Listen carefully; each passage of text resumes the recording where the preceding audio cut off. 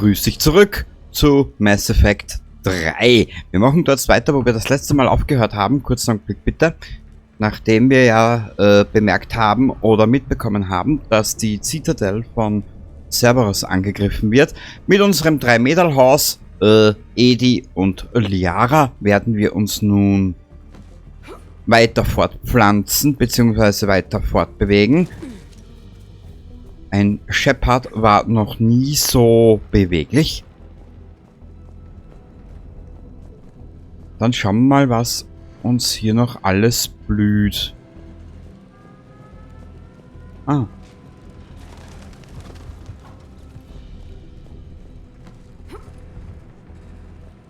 Was haben wir denn hier? Ein paar Kredite. Ich hoffe, Shepard kann die im Laufe der Zeit wieder zurückzahlen. Kurzen Augenblick, bevor es weitergeht. So. Okay, ein kleiner Gang, ein paar Stufen. Stellt euch wieder darauf ein, dass Cerberus kommt. Ach nö. Ich bin am Schalmer Plaza. Wo ist der Rat? In einem Fahrstuhl. Sie versuchen zum Shuttle-Dock zu kommen. Jemand folgt ihnen. Jemand mit einem Schwert? Na toll. Ja. Edi, du stehst super gut. Muss ich schon sagen.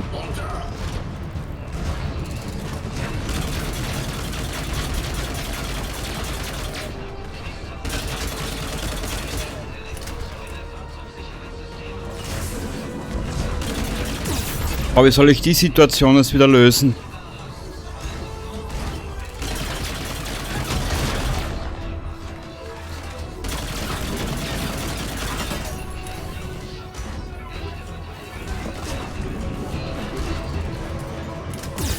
Au.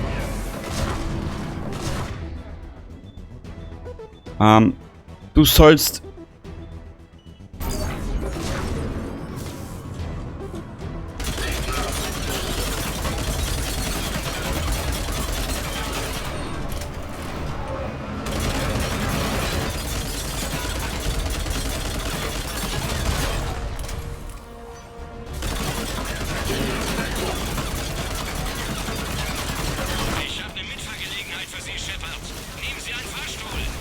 Ja, ich hab gerade zu tun, du Affe.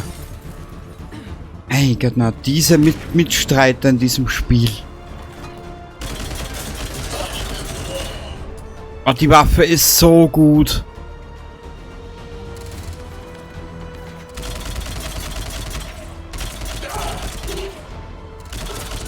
Aber danke, Edi, nochmal für einen wunderschönen Anblick, wenn ich das mal so formulieren darf.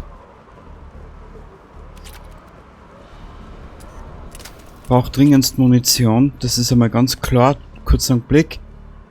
Ich habe mal wieder mal ein paar Tage nicht aufgenommen.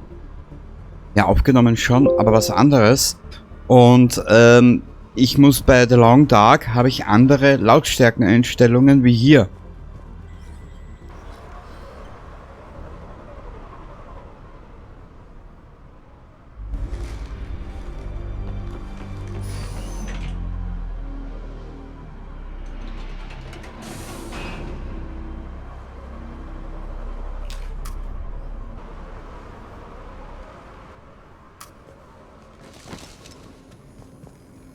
Okay, ich bin im Schaft. Festhalten. Das wird eine schnelle Fahrt.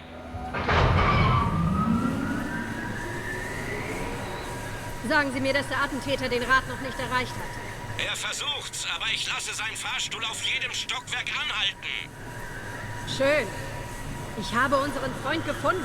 Schalten Sie seinen Fahrstuhl ab. Die Stromversorgung ist darunter.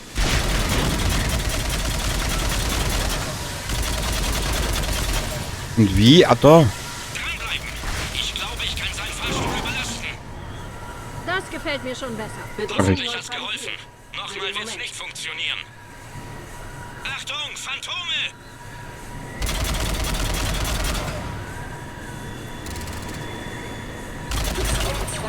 Ah, die Scheiße.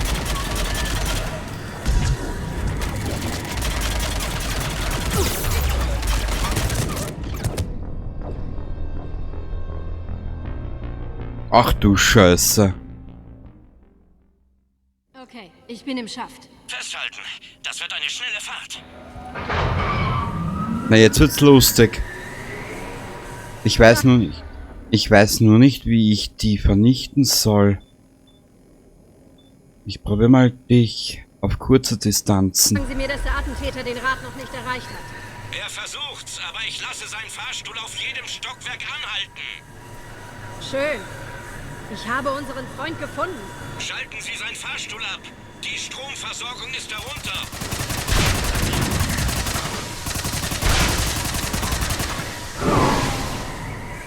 So. Bedrohung neutralisiert. Für den Moment. Achtung, Phantome!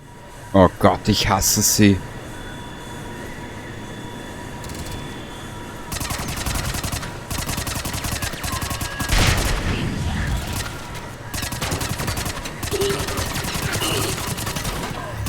Okay, mit der geht's so halbwegs.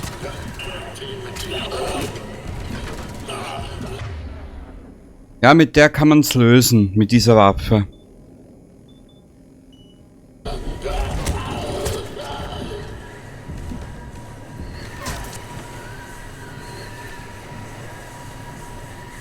Warte ein bisschen, ich nehme die aber trotzdem wieder.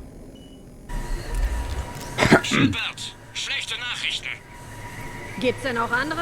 Der Killer ist auf einen anderen Fahrstuhl gesprungen und hat meine Steuerung deaktiviert. Er ist auf dem Weg nach oben. Ich kann ihn nicht aufhalten. Ich kümmere mich darum. Nicht schon wieder.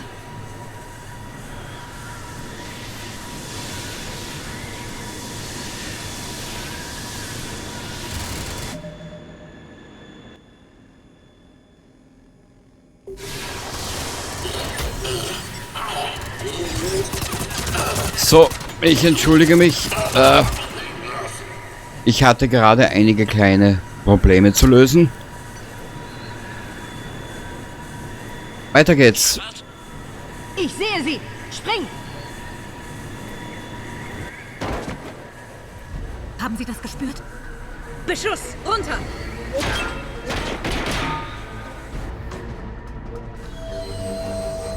Los!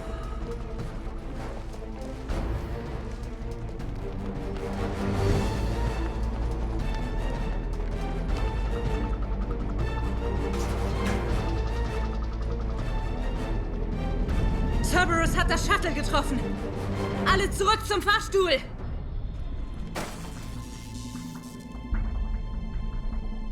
Shepard? Shepard blockiert uns. Sie gehört zu Cerberus. Die Waffen weg. Alle. Ash, beruhigen Sie sich. Sie geben mir keine Befehle. Es ist keine Zeit zum Verhandeln. Sie wurden alle getäuscht. Udina steckt dahinter. Der salarianische Ratsherr hat's bestätigt. Dafür haben Sie keine Beweise, wie üblich. Im Fahrstuhlschacht hinter uns sind Cerberus-Soldaten, die Sie alle erschießen, sobald Sie die Tür öffnen. Was Shepard sagt, ist unwahrscheinlich, aber möglich. Für Debatten ist keine Zeit mehr. Ich deaktiviere das Schloss. Zurück, sonst erschießt Sie einer Ihrer eigenen Marines. Ash, der Einsatz ist zu hoch. Vertrauen Sie mir. Ich mag ja vieles sein, aber kein hinterhältiger Attentäter. Und was wären Sie dann? Udina, weg da von der Konsole. Zum Teufel damit!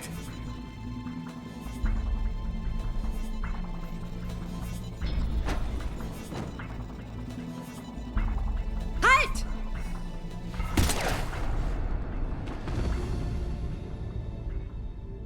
Den Rad zurückholen und die Tür sichern.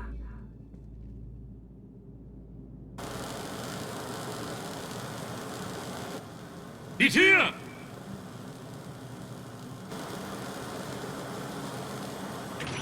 Bailey! Schneller ging's nicht, Shepard. Anscheinend haben Sie bereits alles im Griff. Es stimmt also. Wir waren in Gefahr. Aber ich verstehe nicht. Sie sagten, Cerberus sei hier. Cerberus war hier. Aber Sie sind in die Keeper-Tunnel geflohen, als Sie gemerkt haben, dass wir kommen. Tut mir leid, Ratsherrin, ganz offen. Shepard hat sie gerade alle gerettet. Dann schulde ich Ihnen etwas, Shepard. Für unser Leben und für das Abkommen mit den Primarchen und den Kroganern, das ich nie hinbekommen habe. Sie schulden mir gar nichts. In Zeiten wie diesen müssen wir zusammenhalten. Shepard, haben Sie eine Ahnung, was Cerberus damit bezweckt hat? Ganz ehrlich? Nein. Aber ich finde es raus. So, die wichtigsten Personen sind evakuiert und jetzt müssen wir einen Tunnel und 1 Million andere Orte sichern. Bewegung!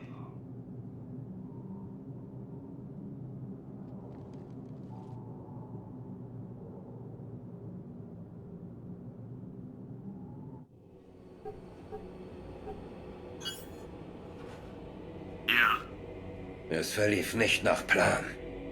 Der Rat kontrolliert die Citadel noch und Udina ist tot. Udina war entbehrlich. Und was jetzt? Es laufen schon andere Pläne. Ich informiere Sie bei Ihrer Rückkehr.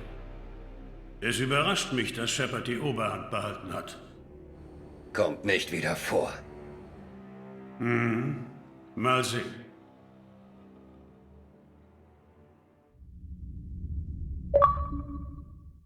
Wir haben jeden Zentimeter dieser Tunnel durchsucht, Shepard. Ihr Cerberus-Kumpel ist nur Schall und Rauch.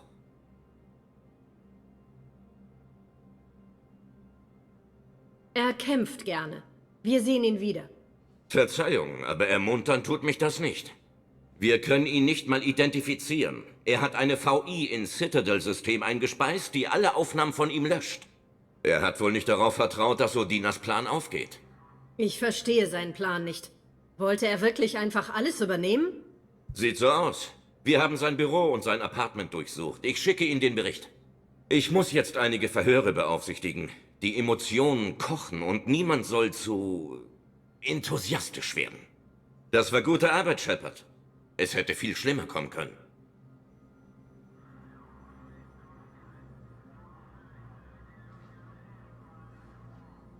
Puh, jetzt nimmt die Geschichte wirklich Fahrt auf.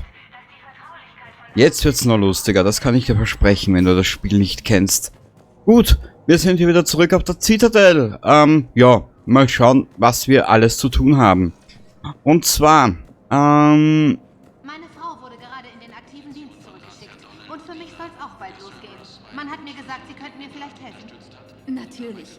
Sie sind Niotas Partnerin, richtig? ja, Woher wissen Sie das? ja, alles benannt und alles mit den Händen an den Ohren. Ach ja, Sue's Hope aus dem aus dem ersten Teil. Genau. Tagebuch. Reaper Code Fragmente, das werden wir brauchen. Was gibt's hier? Nichts. Gut, wir müssen... Wo müssen wir eigentlich hin? Wir haben ja genug zu tun. Botschaft der Menschen. Der kroganische Anführer Earthnot Rex sagte, seine Unterstützung der Turianer sei der Beweis dafür, dass die Kroganer für eine Rückkehr auf die Citadel bereit seien. Ach schön. Und alles hat irgendwie Konsequenzen. Und ja, dass wir Udina umgebracht haben... Ja. Avina, ich suche ein Transportsystem. Wo finden wir das? Das ist die große Frage. Elevator. Was gibt's denn da alles? Spectre-Status erkannt. Wählen Sie bitte ein Ziel aus. Purgatory. Warte mal, ich muss mal ins Logbuch gucken da. Missionsüberblick. Ach du Scheiße. Sekundär. Dr. Prison braucht Hilfe. Kontaktieren Sie ihn auf seine Labor auf der Citadel. Der Pfeiler, ein batarianisches Artefakt, wurde Milanest sichergestellt. Finden Sie jemanden auf der Citadel, der Verwendung dafür hat. Proteanischer Obelisk wurde in einer Stätte der Volus im Bürgerschlund sichergestellt. Finden Sie jemanden auf der Citadel. Eine Kriegsstrategin der Asari benötigt Fragmente vom Reaper Code, um feindliche Bewegungen vorherzusagen. Finden Sie ein Reaper Code Fragment und bringen Sie es in die Citadel-Botschaft. Steuerungspläne, Tushanka, finden Sie jemanden, okay.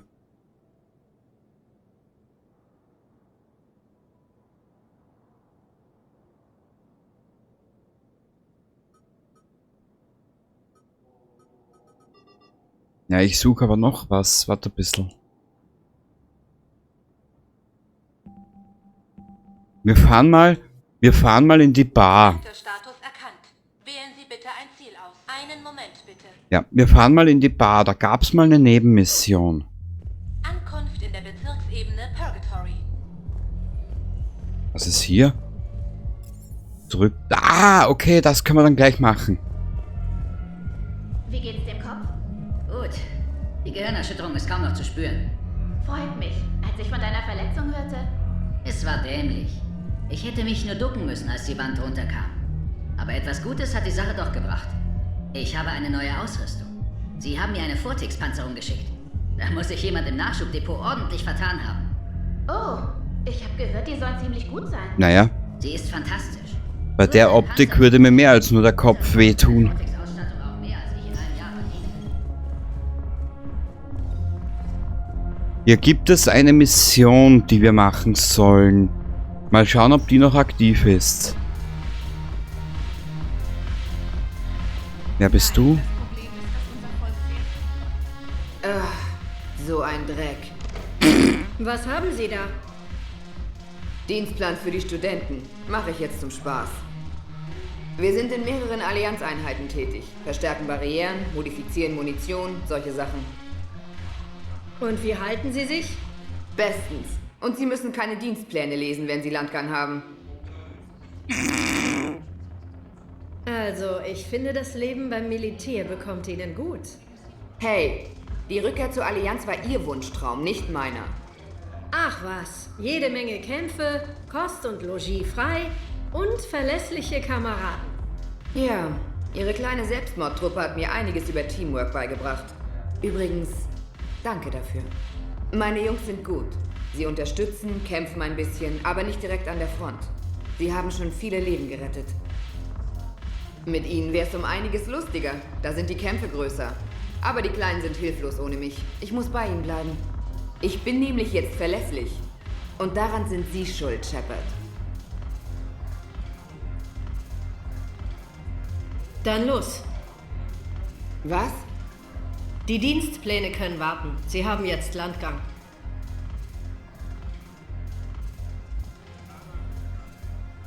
Oh na.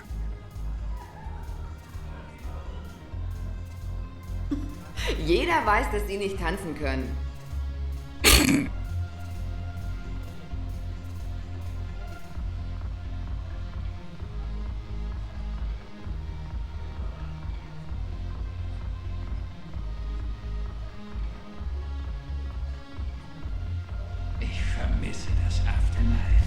Na bitte, +2 Ruf und +2 Vorbild. Ach, ist das schön. Und blamiert hätten wir uns auch. Mich würde interessieren, woraus Ihr Gesicht besteht. Die Oberfläche ist ein flexibles, biomimetisches Nanomaterial auf einem Metallschädel. Die Haut verwendet Dilatanztechnologie, um die zentrale Prozessoreinheit im Kopf zu schützen. Wenn sie geschlagen oder beschossen wird, verhärtet sie sich und absorbiert den Aufprall. Sie kann sich auch begrenzt selbst heilen. Und was ist mit den Haaren? Sind ähnlich aufgebaut. Zur Verteidigung werden sie zu einer Art festem Helm. Aber zur Infiltration kann man sie teilen, damit sie wie normale Haare aussehen. Aber wenn sie Wasser ausgesetzt waren, geht frisurentechnisch erstmal gar nichts. Na bitte, jetzt wissen wir das auch. Ich suche etwas. Etwas klingt doof. Ich suche eine Frau. Mittleren Alters. Das Problem ist, dass unser Volk sehr schlecht darin ist, Krieg zu Sie ist Asari. Und da sitzt sie. Sie geben also zu, dass Sie und Ihre Leute illegal hier sind? Ja, und C-Sicherheit hat es schon nach 3 Wochen gemerkt. Mir ist egal, wer Sie sind. Für Sie gilt das Gleiche wie für alle anderen Flüchtlinge. Kommen Sie mit. Ich glaube nicht. Shirk, ich brauche die Asari-Ratsherren. Aria, was verschafft mir die Ehre? Ich soll die Einwanderungsformalitäten durchlaufen. Verstehe. Formalitäten erledigt. Ist sonst noch irgendetwas? Nein, vielen Dank. Jederzeit. Wir sind hier wohl fertig. Gute Show, was, Shepard? Es gibt nur eine Regel auf der Citadel, was? Sieht so aus. Ich hasse diesen Ort. Schrecklich verklemmt. Warum sind Sie dann hier? Cerberus hat mir Omega gestohlen. Der Unbekannte steht auf Platz 1 meiner Abschussliste. Er bezahlt für jede Sekunde, die ich in dieser Bürokratiehölle verbringe. Wie hat Cerberus Sie besiegt? Verrat, Ablenkung und eine große Armee. Sie haben mich weggelockt und überfallen. Ich entkam, aber Cerberus belagerte Omega bereits. Bis ich angriffsbereit war, hatten sie sich schon zu gut verschanzt.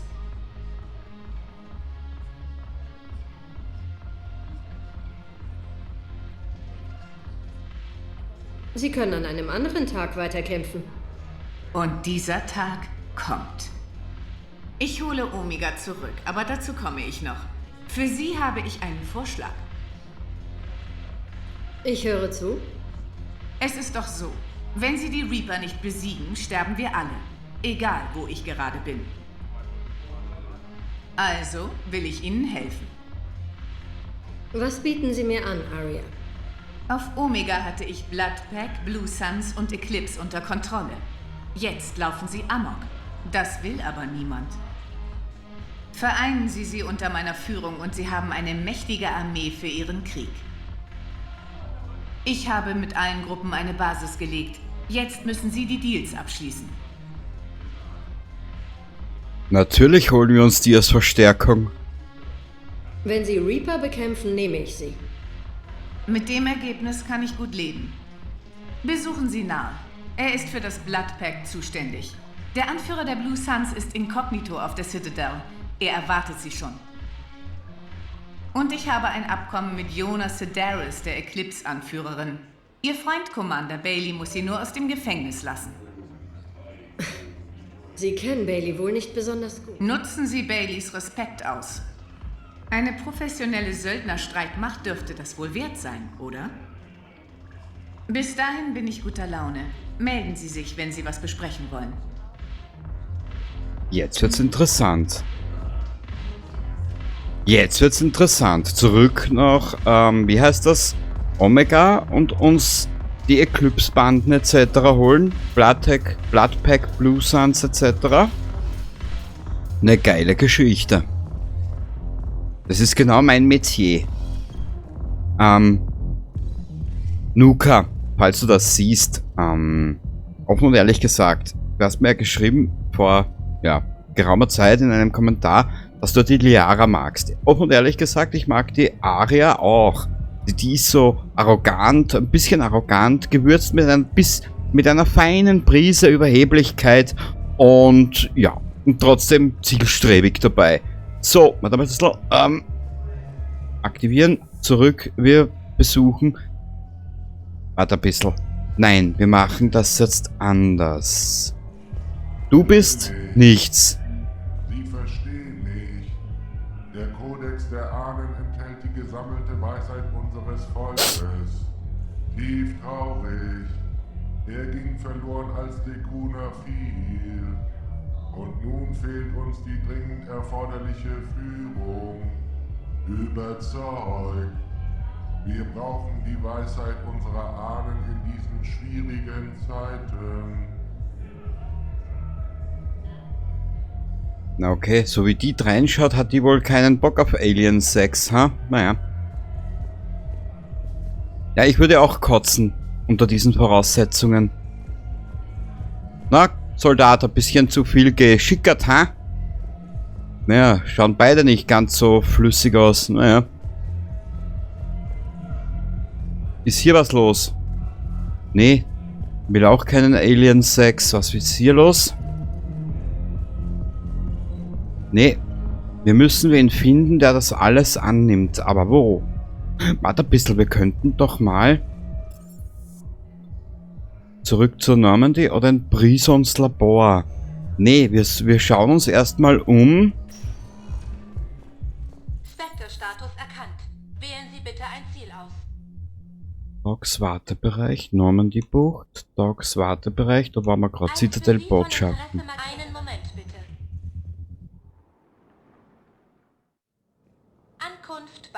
Mediumsbotschaften. Shepard Cerberus Truppen daran, den Rat zu töten. Ja, den Rat habe ich getötet. Ich gebe es ja zu. Frage. Mal andere Frage, weil wen haben wir noch nicht getötet hier in diesem Spiel? In der alten Fassung, auf der Xbox 360, der Tanz mit Jack, kann ich mich erinnern, hast du keinen Schwarzbildschirm gesehen. Commander Bailey. Ja, ich sag auch gleich einen Baileys, gell? Stimmt, ich habe vergessen, dass wir Spectre sind. Spectre Terminal, Spectre Ausrüstung. Black Widow. Was ist das? Wärmeeinheit, Stabilisatoren. Materialbeinschienen, Auflade. Oh. Ja, das nehmen wir mit.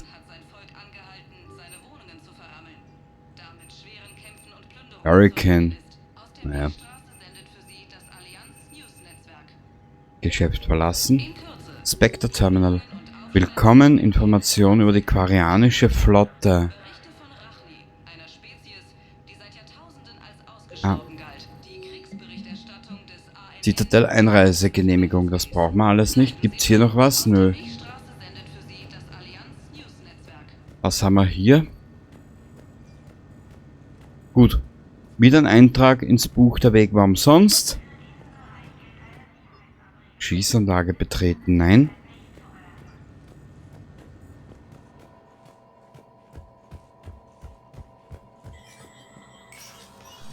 Was ist hier los? Oh. Es gibt ein Problem, Boss. Cerberus hat seine Chiffrierung geändert und unsere Codeknacker machen im Moment keinerlei Fortschritte.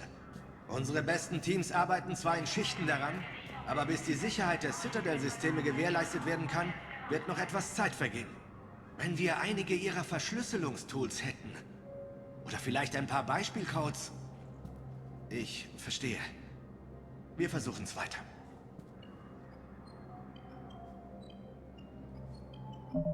Logbuch. Cerberus-Verschlüsselungen. Benötigt aktuelle Verschlüsselungen, um die Codes von Cerberus zu knacken. Finden Sie die Verschlüsselungen und bringen sie zu ihm in die Citadel-Botschaft. Dekuna, Kodex der Ahnen.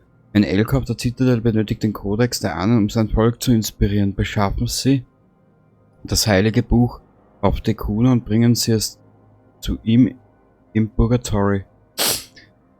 Eine Militärausbilderin benötigt Texte aus der Bibliothek von Asher. Beschaffen Sie die Texte im Nimbus Cluster und bringen Sie ihr ins Purgatory auf der Citadel. Okay. Ja, ich meine, wir hätten einiges zu tun, gell? Sprechen Sie im Flüchtlingslager der Citadel mit Dana Vosk und sichern Sie sich die Loyalität der Blue Suns. Also wie du siehst, wir haben einiges zu tun. Ich würde sagen, bevor wir machen zuerst das Labor. Kurzer Blick, Gruppe. Oh, wir haben Punkte. Sehr schön. Panzerbrechende Munition, das müsste sich eigentlich ausgehen. Erhöht Munitionskapazität. 25% mehr Kopfschussschaden. Was machen wir? Momentan habe ich niemanden dabei. Da speichern wir wieder ein bisschen. Sehr gut, sehr gut. Nee. Wir fliegen los. Damit uns die Mütze vom Käse fliegt. Na komm. Shepard, was verschafft mir die Ehre? Reden wir über die Freilassung von Jonas Sedaris. Sie auch? Jemand hat den Rat dazu gebracht, sie freizulassen. Ich verzögere das gerade. Was haben Sie damit zu tun? Das ist geheim. Sagen Sie doch gleich, dass es mich nichts angeht. Ich lasse diese Psychopathin jedenfalls nicht frei. Sie ist instabil und ganz klar eine Bedrohung. Warum halten Sie sie für verrückt? Sie war eine üble Sadistin, bis sie ergriffen wurde. Die Haft hat sie völlig wahnsinnig gemacht. Vielleicht hilft ihr die Freiheit. Sie wütet rund um die Uhr, Shepard, und verlangt den Tod aller Feinde von Eclipse. Nein, in Freiheit würde sie töten. Sonst nichts. Ich will zu ihr und das selbst beurteilen. Klar, Sie geben mir bestimmt recht. Vielleicht hört dann der Rat auf Sie und setzt den Befehl aus. Mein Assistent im C-Sicherheit-Bezirksaußenposten stellt den Kontakt zu Sedaris her. Danach melden Sie sich wieder.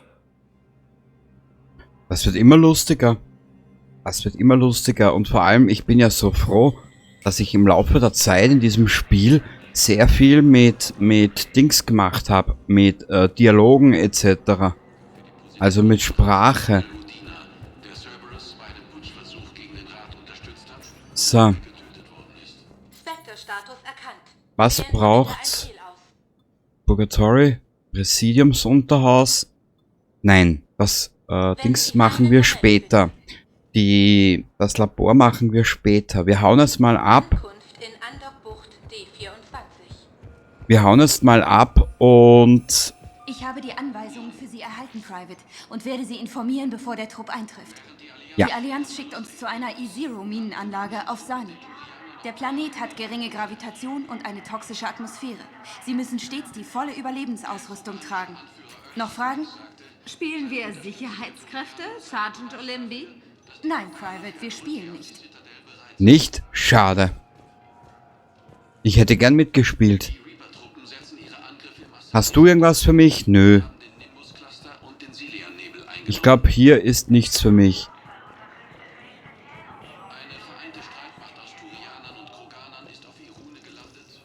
Ma'am, ein Freund von mir war Sicherheitskraft bei Sonax. Und es gab auf Garvuk mit Sicherheit proteanische Tech. Ich weiß, dass die Valhalla-Grenze jetzt Reaper-Gebiet ist. Aber proteanische Tech wäre eine große Hilfe beim... Ja, Ma'am. Ja. Ich weiß, dass das ein ungesicherter Kanal ist. Ja. Mal ein bisschen herumgehen. Vielleicht können wir noch was mithören. Wir können eh einiges gebrauchen. Hast du irgendwas zu vermelden? Nö, du stehst nur rum wie Bock. Sicherheitsüberprüfung.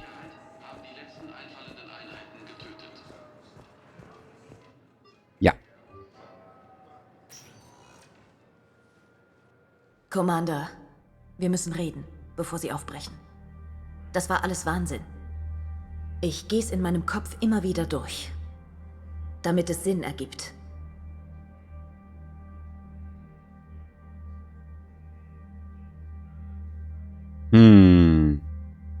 Ihre Wunden waren noch frisch.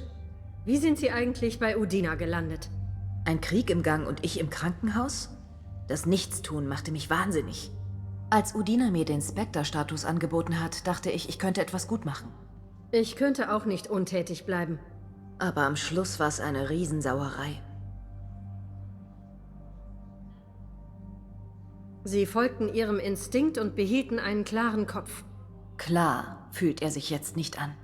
Wir haben Udina aufgehalten und das Ganze überlebt. Nur das zählt. Es ist unfassbar, dass er hinter allem steckte. War er indoktriniert? Schwer zu sagen. Wie bekämpft man etwas, das sich so in den Kopf einschleichen kann? Ich weiß nicht, aber wir haben keine Wahl. Sie sollten auch noch wissen, dass Hackett mich in seinem Team will.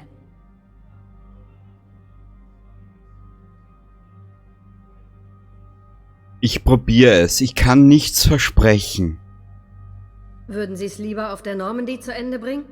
Meinen Sie das ernst? Wir brauchen die Besten. Okay, Commander. Bin dabei. Holen Sie Ihre Sachen. Wird gemacht. Und, Williams? Ja? Zielen Sie immer nur auf die Reaper. Jawohl, Commander. Ach, ist das schön. Wir haben Ashley wieder. Ach, schön. Shepard Anderson ist auch in der Leitung. Ich habe ihn gerade informiert. Udina? Er war schon immer machthungrig. Aber das... Cerberus hat ihn nur benutzt, um die Kontrolle über die Citadel zu übernehmen. Verdammt, wozu denn? Das weiß ich noch nicht. Es hätte schlimmer sein können. Shepard hat den Mordversuch an Ratsherrin Ashil verhindert. Kai Lang. Was? Ihr Attentäter. Hackett schickt Ihnen meine Berichte über ihn. Kurzfassung, Vorsicht. Sie beide kennen sich wohl. Kenny Sanders und ich sind ihm ein paar Mal begegnet. Ich habe ihm in beide Beine geschossen und dachte, das war's. Aber er ist auf Omega noch stärker wieder aufgetaucht. Eine Aktion des Unbekannten? Vermutlich, wenn man bedenkt, was er mit Ihnen und Grayson gemacht hat. Lang ist jetzt bestimmt noch gefährlicher. Ich nutze gegen diese Mistkerle jeden Vorteil. Ihre Aktion hatte zumindest einen unerwarteten Nebeneffekt. Die Asari-Ratsherrin hat mich kontaktiert. Sie wollen aktuelle Informationen über den Tiegel. Lang hat sie verängstigt. Schicken Sie Hilfe? Ja, sowohl Asari als auch Salarianer unterstützen uns jetzt. Wie sind die Fortschritte beim Tiegel? Gut. Wir schätzen, dass etwa 50% der bekannten Arbeit daran getan ist. So schnell? Die Pläne sind so angelegt, dass unsere Wissenschaftler nach der Entschlüsselung die Information problemlos übersetzen können. Es ist nicht Proteaner-spezifisch. Wissen wir schon mehr darüber, wie man ihn einsetzt? Das ist noch unklar. Unsere Wissenschaftler sind sich aber einig, dass der korrekte Einsatz genügend Energie zur Vernichtung der Reaper erzeugt. Die Frage ist, wie und in welcher Form die Energie freigesetzt wird. Also, wie wir verhindern, dass wir alle mit draufgehen? Genau. Wir glauben, dass der Katalysator der Schlüssel zur Ausrichtung der Energie ist, sodass sie nur die Reaper trifft. Ich arbeite daran. Sie finden die Antwort, Shepard. Ich schicke Ihnen die aktuellen Pläne. Und wir bauen inzwischen weiter. Und wir kämpfen weiter, damit es danach überhaupt noch eine Erde gibt. Vertrauen Sie mir. Ich lasse Sie nicht im Stich. Wir sind noch da. Die Kriegsgötter haben uns noch nicht aufgegeben. Viel Glück Ihnen beiden. Anderson Ende. Commander, die Turianische Flotte ist ausgedünnt. Wir brauchen mehr Schiffe. Und die Quarianer sind gesprächsbereit. Verstanden. Ich kümmere mich darum. Aber Vorsicht. Die Lage entlang der Geth-Grenze ist instabil. Hackett Ende.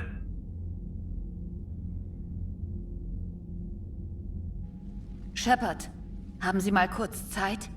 Ein Kontakt im Asari-Oberkommando wollte, dass ich ein Notsignal an Sie weiterleite. Kommen die damit nicht klar? Sie haben schon mehrere Elitetrupps hingeschickt, aber keiner davon ist zurückgekommen. Sie haben zwar nicht gefragt, aber das Oberkommando hofft wohl auf Ihre Hilfe. Was halten Sie davon? Sie würden nichts sagen, wenn es nicht wichtig wäre. Die Koordinaten der Kolonie sind auf der Galaxiekarte. Ich bemühe mich um Details. Perseus-Nebel. Ja gut, da könnte man eigentlich... Minimum, das Minimum haben wir schon erreicht. Aber wie du siehst, wir haben noch einen sehr, sehr, sehr, sehr, sehr, sehr langen Weg vor uns. Gut. Wir können uns jetzt aussuchen, was wir machen.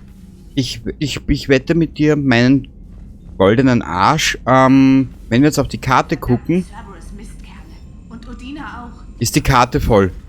Das ist doch Quatsch. Commander, ich habe da eine Spur, die interessant sein könnte. Hätten Sie mal eine Minute Zeit? Commander, ich habe da was, das Sie sehen müssen. Was ist es denn? Einige Cerberus-Wissenschaftler sind geflohen. Vielleicht haben sie erkannt, dass sie auf der falschen Seite standen. Wir wissen nicht, was sie erforscht haben, aber sie gehörten zu den Besten des Unbekannten. Sie könnten beim Bau des Tiegels helfen. Das Mädchen? Vielleicht können wir sie rekrutieren. Viele Cerberus-Leute glauben, sie tun das Richtige. Bei mir war es so. Und sie hatten recht. Welche Verbrechen Cerberus jetzt auch begeht. Ich war beim Angriff der Kollektoren auf Horizon. Wirklich? Ja. Ich habe in den Semesterferien meine Familie besucht. Während die Allianz Studien erstellte, haben sie meine Familie gerettet. Hat die Allianz Kontakt mit den Wissenschaftlern aufgenommen? Sie konnte sie nicht finden, sucht aber weiter. Genau wie Cerberus. Ich habe ihre Kommunikation nachverfolgt. Ich habe die Signalfrequenzen mehrerer Cerberus-Zellen geortet und Querverweise mit Schiffsbewegungen erstellt. Und sie gefunden?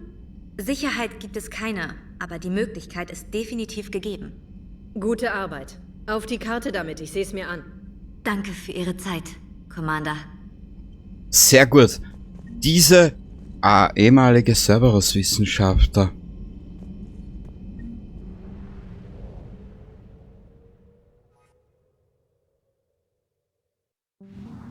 Ich verwette mit dir meinen goldenen Arsch. Ich bin mir jetzt aber nicht mehr sicher, weil ich es einfach nicht mehr weiß. Ich glaube ja, dass der Katalysator die Zitadelle ist. So, schauen wir mal, was es hier alles gibt. Mit den Quarianern reden. Athennebel. Asari-Kolonie untersuchen. Ehemalige... Das machen wir. Wie du siehst, wir haben noch so viel zu tun.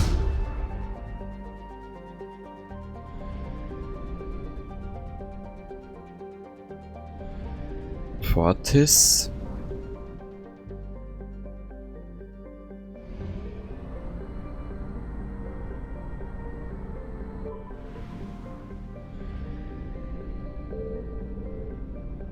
Hier gibt's ja, glaube ich, nichts mehr. Gelix, mei, ist der putzig. Den nehme ich mir mit nach Hause. Mhm. Wir haben die Ashley wieder dabei. Aussehen. Boah. Aha. Ja, weißt was? Wir machen mal wieder 3-Mädel-Haus. Ja, weil ich so lustig bin. Wir nehmen sie mit. Die Ashley. Und die Edi. Was machen wir da? Ja, Lack- und Lederfetischisten. Lack- und Lederfetischisten werden jetzt ihre reinste Freude haben. Bitteschön. Möge der Lack mit dir sein.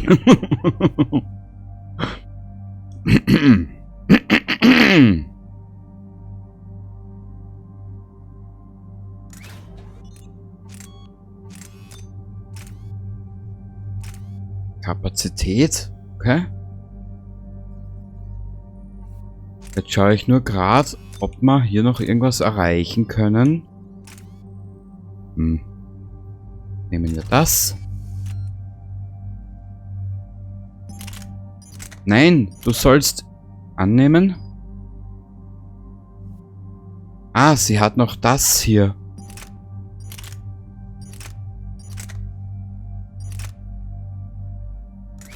Mal schauen, vielleicht können wir noch was rausholen. Ja, Schaden ist immer gut.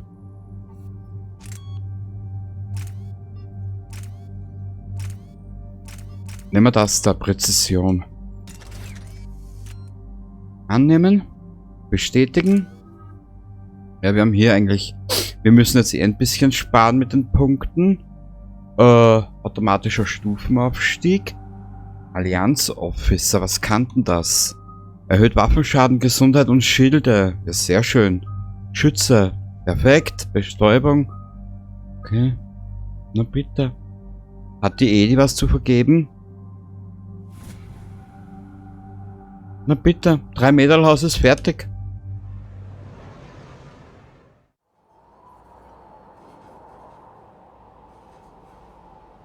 Wie sieht's aus? Wie lange sitzen die Wissenschaftler hier schon fest? Wir haben nicht viele Details bekommen. Ma'am, ich empfange Funkverkehr von Cerberus-Männern, die das Depot angreifen. Die Wissenschaftler angreifen? Und so wie es sich anhört, sind noch weitere Soldaten unterwegs. Setzen Sie uns ab und verschwinden Sie. Ich brauche diese Wissenschaftler lebend.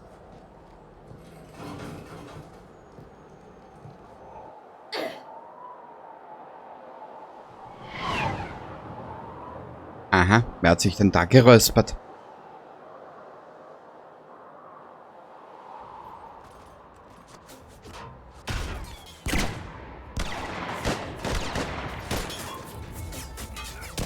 Rücken vor!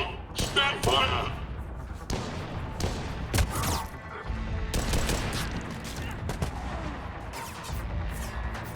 Ich brauche Deckung!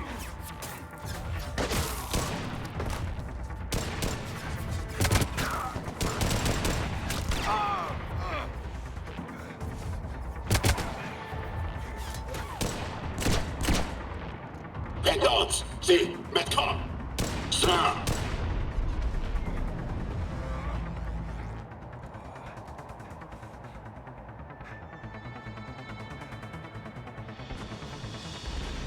Ich verstehe, warum Cerberus diesen Ort verlassen hat. Verdammt kalt hier. Schon gut! Bleiben Sie einfach in Bewegung! Was haben diese Leute getan, um so eine Aktion zu rechtfertigen?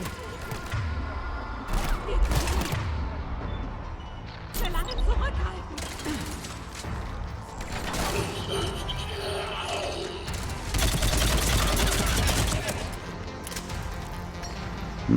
Schon langsam kommt Schwung in die Bude.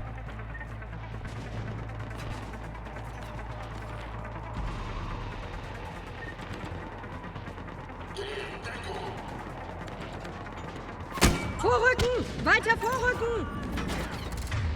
So. Vielleicht können wir die Kerle von der Flanke nehmen. Versuchen wir's. Ash! Bin dabei.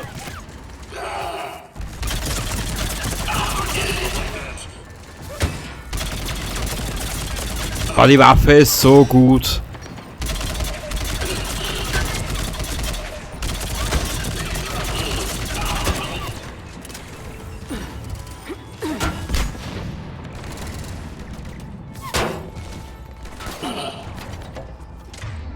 Mach mal wieder dich.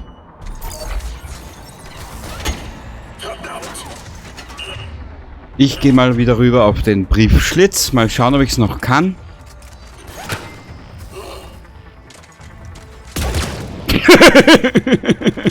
Geil.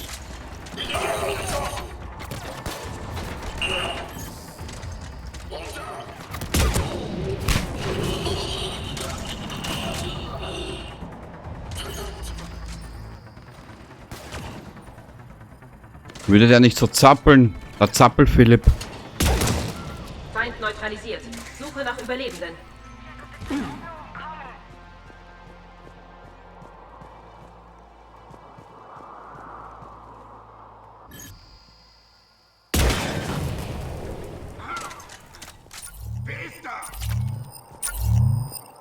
Hä? Jacob, wie schlimm? Ich werd's überleben.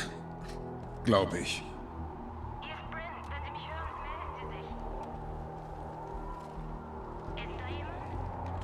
Hier ist Commander Shepard von der Allianz. Keine Feinde im Augenblick. Öffnen Sie die Tür. Ist Jacob da? Es ist okay, Bryn.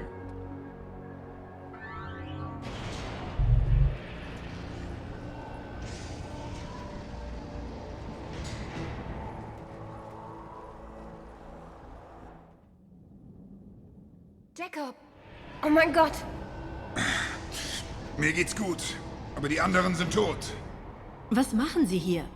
Ich soll diese Leute vor dem Unbekannten und seinen Kampfhunden beschützen. Sind sie weg? Im Moment schon, aber sie kommen wieder. Sind Sie wirklich okay? Ja, das geht schon.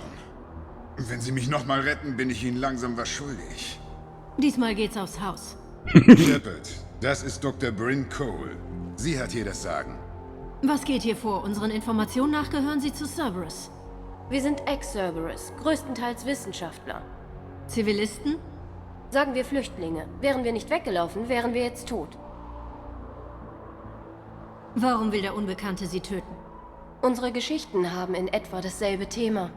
Wir haben mit Daten von der Kollektorenbasis an diversen Komponenten einer höheren Technologie gearbeitet. Sobald jemand mit seiner Komponente fertig war, ist er verschwunden.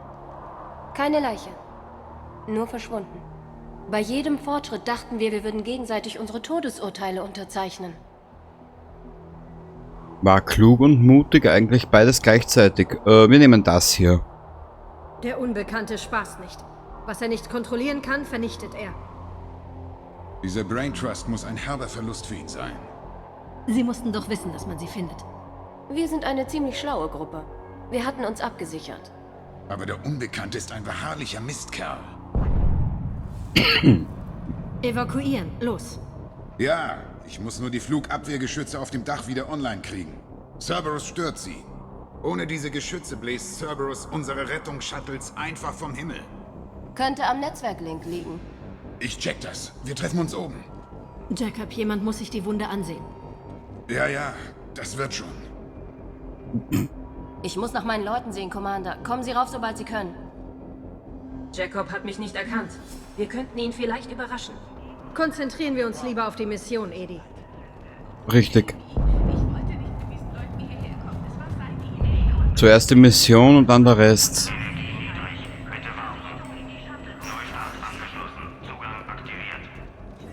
Oh. Oh, Waffenmods, okay. Stockholm-Zelle sollen ihre eigenen Kisten packen. Ich brauche sie hier oben. Seien Sie nicht so, die sind nur zu zweit. Das dauert höchstens eine Minute. Nehmen wir mit. Die Proben vom Projekt Mia müssen mit dem zweiten Shuttle rausgehen. Ich habe schon eine Kiste fallen lassen, weil meine Hände so stark gezittert haben. Wir werden es schaffen. Wie ist der Status der Geschütze? Ist noch nicht so weit. Meine besten Leute arbeiten daran. Wie viele Wissenschaftler? 43 plus Forschungsassistenten. Sie sind mit so vielen Leuten geflohen? Wer um sein Leben fürchtet, ist zu vielem imstande. Bryn, ich kann die Komponenten für die genetische Verstärkung unmöglich rechtzeitig abbauen. Tut mir leid, Doktor. Die Arbeit ist wichtig, aber Sie müssen sich um Ihre Familie kümmern. Moment. Hier gibt's Familien? Kinder? Eine gefährliche Wahl.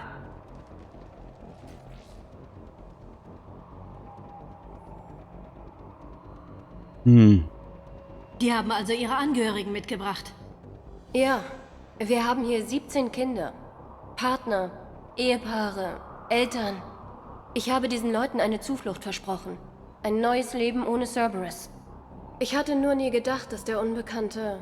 Darauf baut das Böse, dass die Guten sich's nicht vorstellen können. Okay. Alle, die noch da sind, kommen hier lebend raus.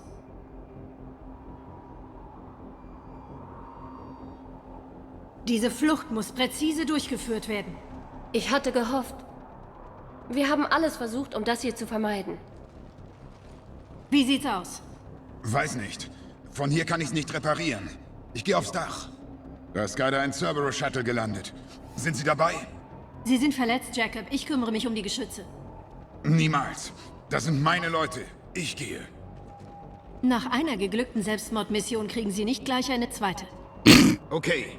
Ich lotse Sie von hier aus durch. Cerberus stört wahrscheinlich den Satellitenlink.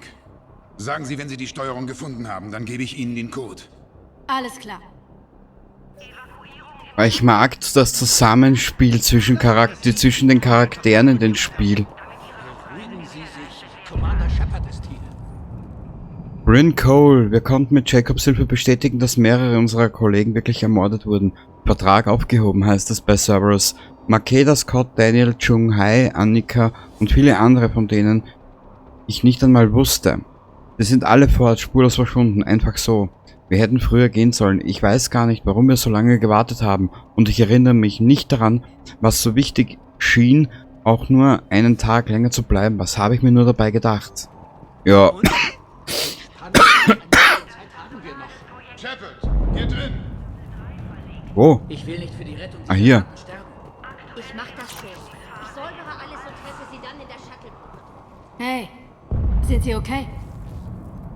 Warten Sie kurz. Verrückt. Ich hätte nicht gedacht, Sie je wiederzusehen. Das Gefühl kenne ich. Wie sind Sie zum Söldner geworden? Lange Geschichte. Ein Angebot von Leuten, die mir was bedeuten. Ich konnte nicht ablehnen. Ja. Es scheint Ihnen damit ja ganz gut zu gehen. Es sind tolle Leute. Sie kämpfen für ihre Ideale. Das mag ich. Ich habe meinen Platz im Leben gefunden.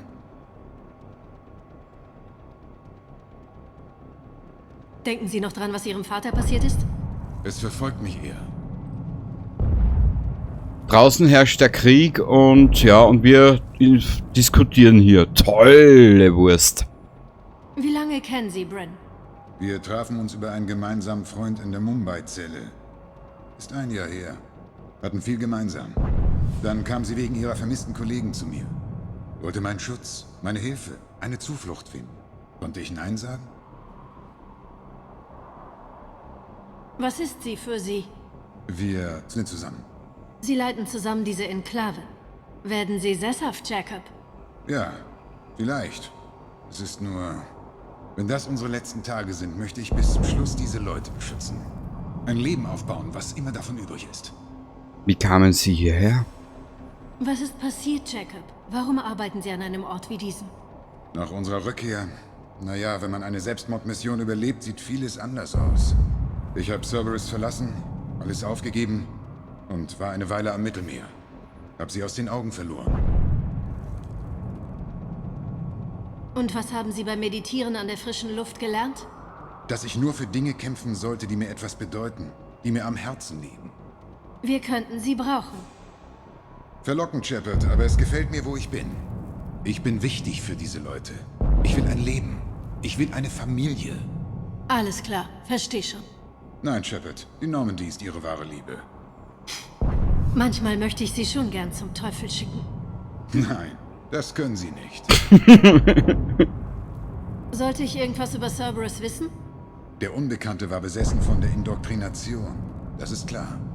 Haben Sie sich je gefragt, was da schief ging? War ich so blind? Ich hielt ihn für einen Idealisten. Warum konnte ich das Böse nicht sehen? Werfen Sie sich nichts vor. Und wenn Sie die Kristallkugel zum Laufen bringen, sagen Sie Bescheid. Ich möchte gern wissen, wie es hier ausgeht. Mach ich. Was ich tun muss, ist, die Leute hier rauszubringen. Stimmt. Gehen wir es an. Sehr gut. Wie gesagt, ich finde das so geil. Draußen tobt der Krieg und die Hölle und wir unterhalten uns hier über sonnige Strände. Ja. Wir versuchen herauszufinden, wofür das Endprodukt unserer Forschung eigentlich gedacht war. Es ist zwar offensichtlich, dass das Übertragungssystem neurologische Anwendungen bei Implantaten erfüllen sollte, aber viele Fragen sind nach wie vor unbeantwortet. Insbesondere der Verlust von Dr. Horace Armstrong behindert unsere Bemühungen, die Ziele des Unbekannten zu rekonstruieren. Wir haben mehrere Teile eines Ganzen, die beängstigende Schlussfolgerungen nahelegen, aber wir sind weit davon entfernt, dieses Ganze genau erfassen zu können.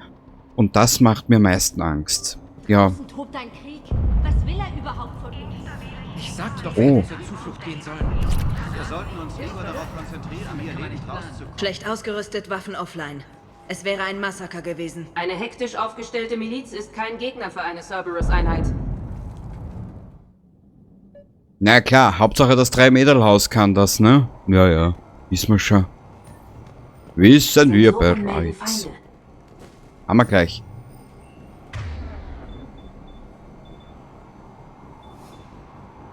Ja.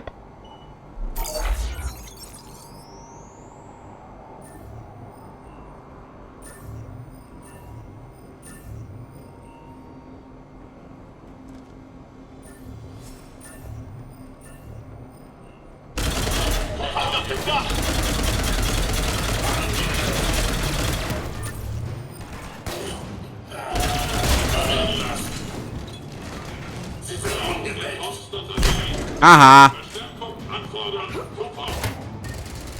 Ja, du wirst gleich einen Gesichtschirurgen brauchen. Einen Gesichtsbetonanten oder Betonierer.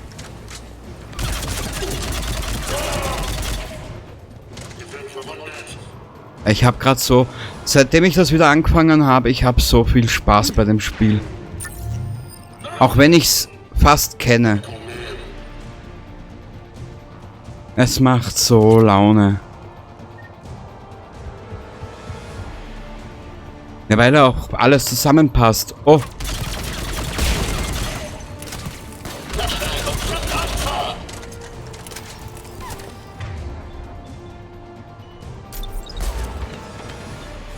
Wir müssen den Satellitenturm finden. Ja, ja. Du kein Stress, Mädchen. Edi, du süßes Medi.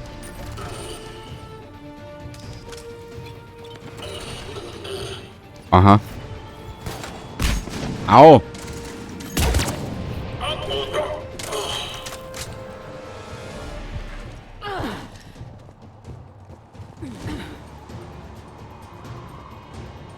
Nur den Generator braucht man nicht. Hier entlang. Und die Musik tut ihr Übriges. Jacob, die Schüssel müsste jetzt wieder online sein. Korrekt, aber die Geschütze sind es immer noch nicht. Sie müssen sie manuell aktivieren. Gehen Sie zurück zur Vorderseite der Anlage. Ja, ist ja klar. Feinde im Weg. Nein, wirklich? Ah, die sind hier entlang. Können wir hier rauf? Nö.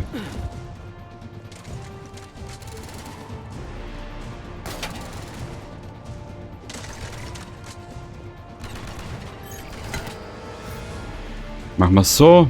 Wenn es anders nicht geht.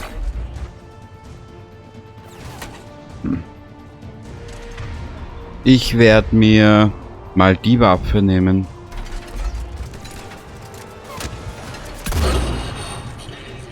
Shuttles über uns. Sie kommen von oben.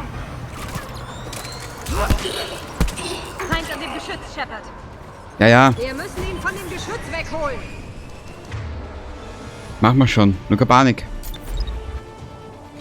Vorrücken. Unten bleiben und Deckung suchen.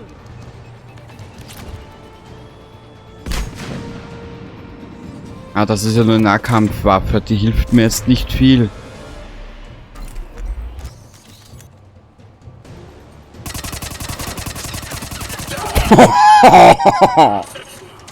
Boah, war das geil. Oh.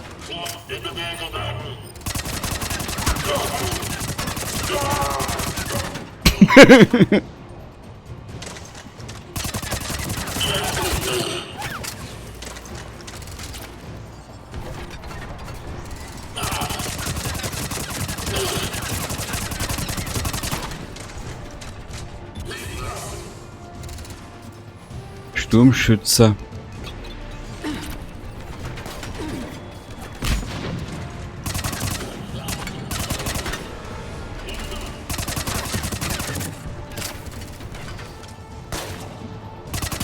Das macht so Laune.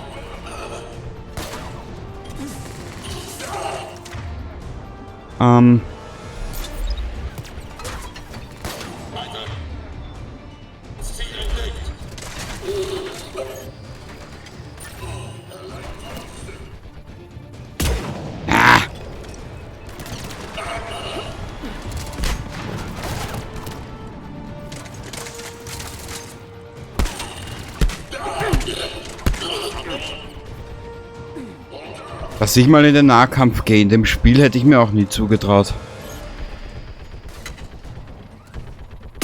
Ah! Da muss ich wohl etwas trickreicher werden. Ja.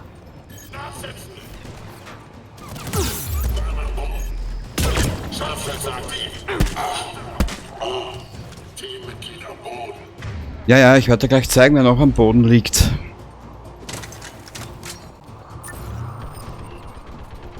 Ja, den müssen wir ausschalten, aber ich weiß nur noch nicht wie.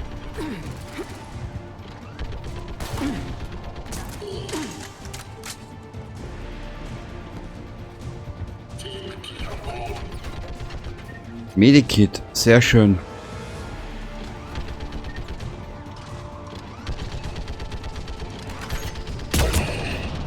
Wir müssen darauf und die Flugabwehrgeschütze manuell aktivieren.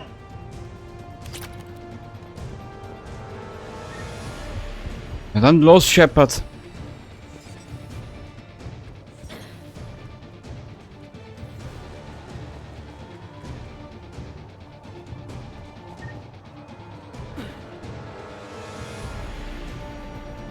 Hier.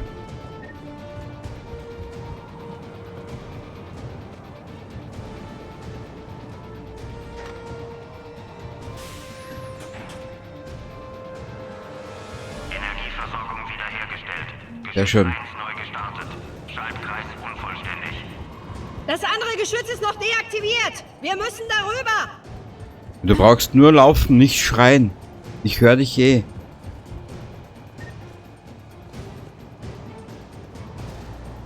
Fehlfunktion beim Anschluss. Reparatur und Neustart. Einer von uns muss die Reparaturen durchführen. Edie, bringen Sie das in Ordnung. Ich führe die Reparaturen durch. Bereit, Ash? Nur Sie und ich. Unbedingt, Shepard.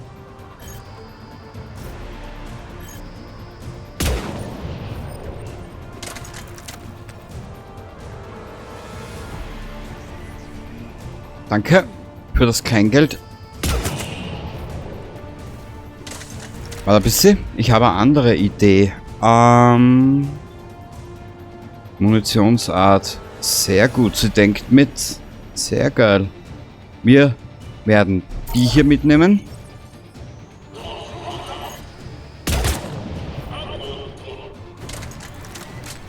mehr Zeit erforderlich. Warte ein bisschen, können wir nicht?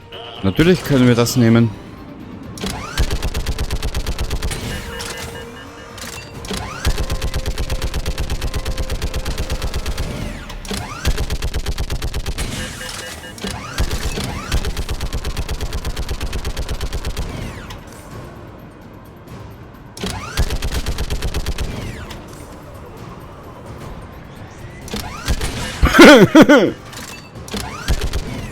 Köstlich, köstlich.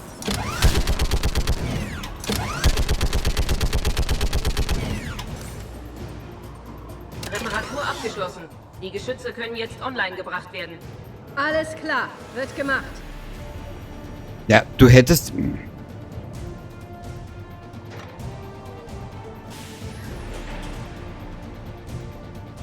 Energieversorgung wiederhergestellt.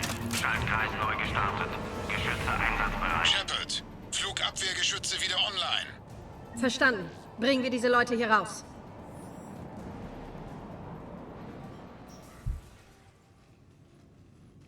Okay, die Geschütze holen bereits Cerberus-Schiffe vom Himmel. Wie stehen wir? Alles im Plan. Im ersten Shuttle sitzen bereits alle unter 16 Jahren. Commander, wann sollen wir hier weg? Wann haben wir die besten Überlebenschancen? Jacob, was meinen Sie? Sind wir bereit? Fast. Wir könnten weg. Aber es gibt keinen zweiten Durchgang. Richtig, wir haben einen Versuch. Und wir wollen nichts zurücklassen, das dem Unbekannten irgendwie nützlich sein könnte. Sie entscheiden. Hm.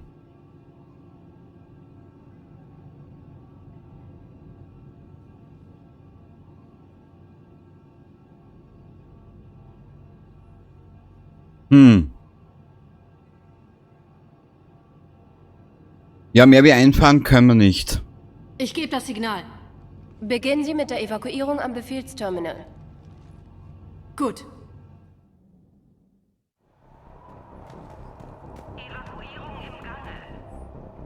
Wir konnten mit Jacobs Hilfe bestätigen, dass mehrere unserer Kollegen wirklich, also das kennen wir schon.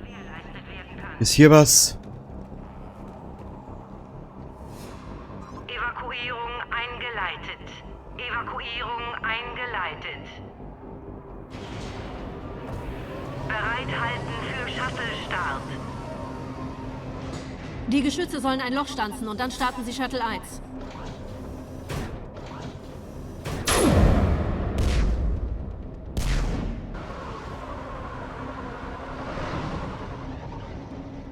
Shuttle 1 gestartet.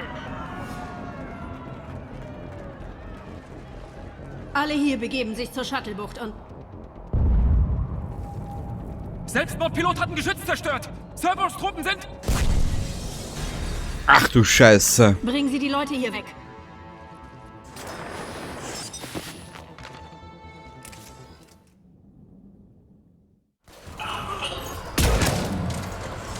Aber ohne mich. Ja, du kämpfst mit uns mit. Ich brauch die kleine geile Rumpel.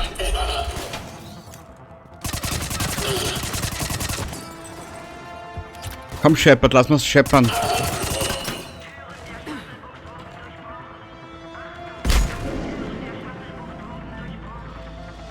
Shepard, die Shuttles sind beladen. Wir brauchen sie in der Landezone, um den Start zu sichern. Wir treffen Komme. uns dort. Komme.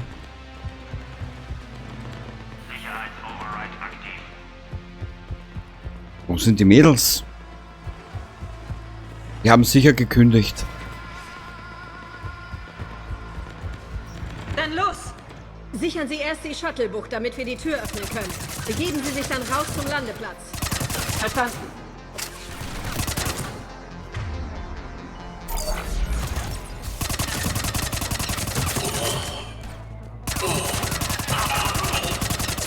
Jacob, rauf mit der Haupttür. Verstanden, Shepard. Wird gemacht. Okay, bringen wir diese Leute hier raus.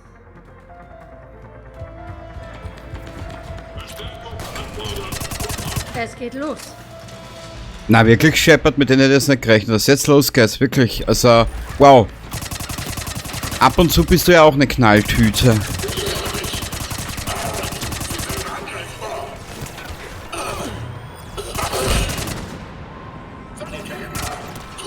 Einen Sanitäter wirst du benötigen. Du Gesichtskübel.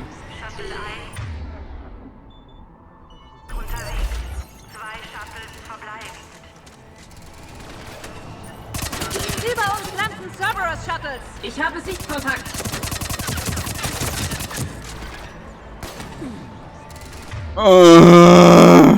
Immer dieses Wegspringen und Springen.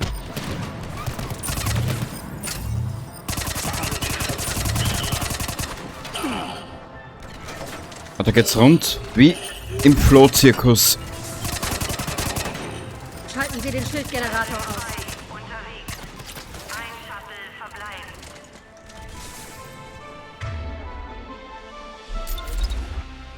Jacob, bitte komm. Wie ist Ihr Status? Shepard, die Anlage wird überrannt. Die Cerberus-Truppen sind überall.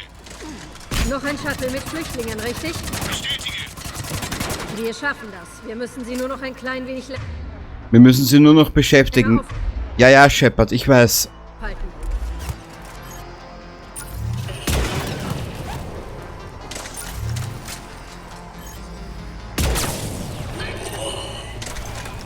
Oh.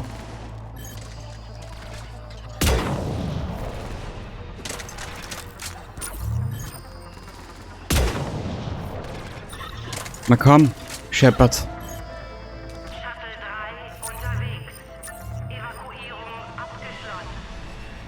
Ich glaube, wir haben's. Das war der letzte Zivilist. Shepard, Achtung! Wir werden überrannt! Wir müssen weg!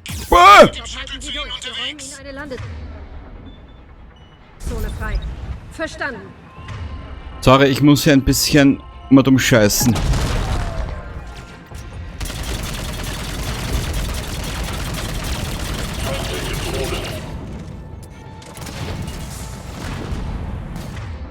Ah, das dauert noch. Ja, die ist auch gegangen.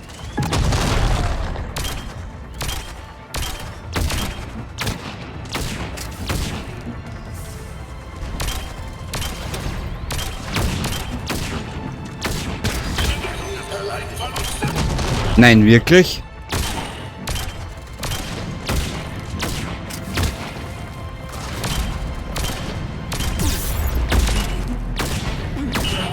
Ah!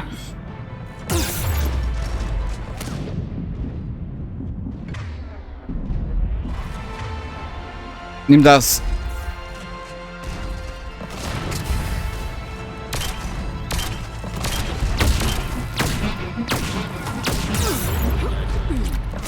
Nein. Nein.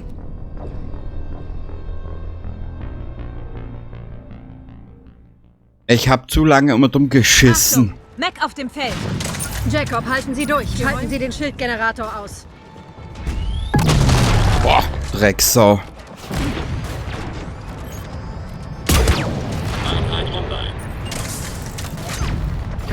Ich werde das jetzt anders machen. Ich scheiße einfach zu viel um und um. Dich. Panzerbrechend. Und los geht's!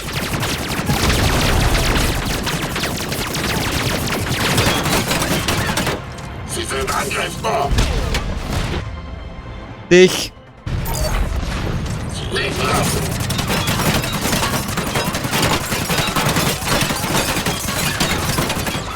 Gleich reinrotzen, was nur geht.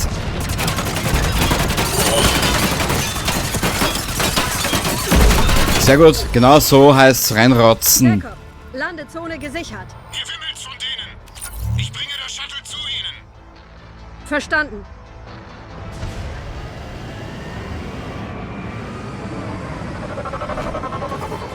Trupps Echo Tango Delta gelandet!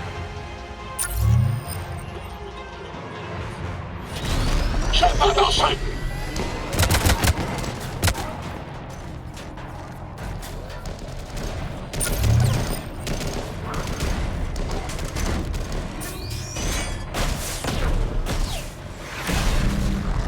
Shepard! Commander!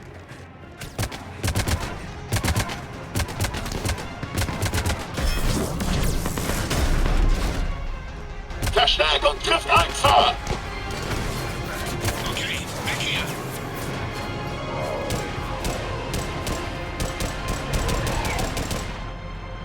Das war mal wieder haarscharf, was, Shepard? Schön, Sie wieder in Aktion zu sehen. Ja, fühl mich gut. Ich hatte befürchtet, wir bringen niemanden lebend raus, aber dank Ihnen haben wir es bei fast allen geschafft. Danke. Dr. Cole, ich habe eine Bitte. Und Sie können sie mir nicht verweigern. Ich brauche Ihre Hilfe gegen die Reaper. Ich stehe natürlich zu Ihrer Verfügung. Und Sie können sich ja auch auf die anderen zählen. Sie auch, Jacob. Ich brauche Sie. Natürlich, aber ich möchte bei diesen Leuten bleiben. Passen Sie gut auf sie auf. Die Allianz braucht diesen Tiegel. Geht klar. Gut, melden Sie sich bei Admiral Hackett wegen Ihres Auftrags. Ich habe noch nie jemanden wie Sie getroffen, Commander. Ich fühle mich besser, nur weil Sie auf unserer Seite sind. Danke. Shepard, wenn das alles vorbei ist, gebe ich einen aus. Passen Sie auf sich auf.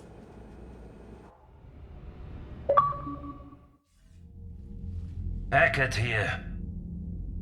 Ich schicke ein größeres Wissenschaftsteam. Ich habe das Dossier. Alles Cerberus-Überläufer.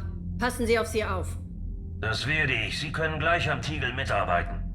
Jacob Taylor ist bei Ihnen und sucht bereits einen Platz für die Familie.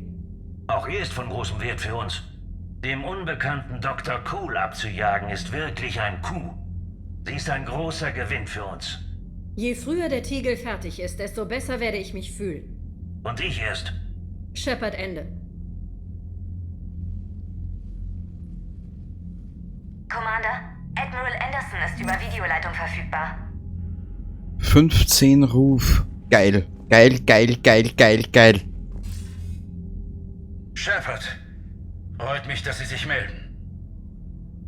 Sind Sie okay? Mein Training an der Akademie hilft mir, den Widerstand zu organisieren. Sie haben hier inzwischen einen großen Fanclub. Jede Nachricht von der Normandy gibt den Männern in den Schützengräben Hoffnung.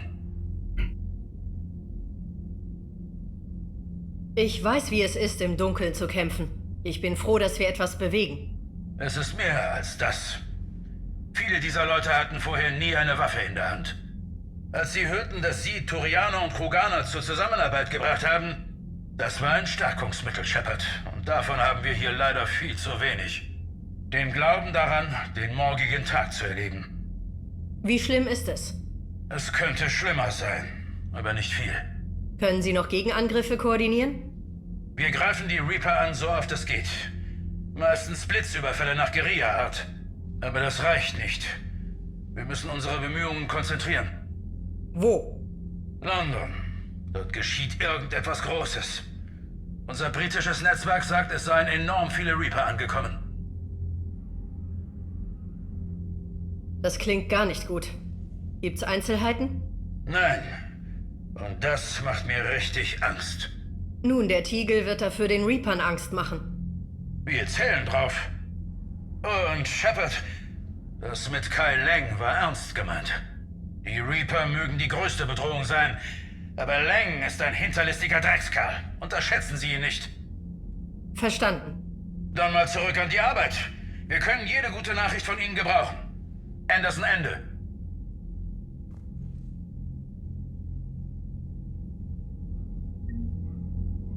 Ah, herrlich, herrlich, herrlich. Jetzt schauen wir mal, ob man da einen Fortschritt sieht.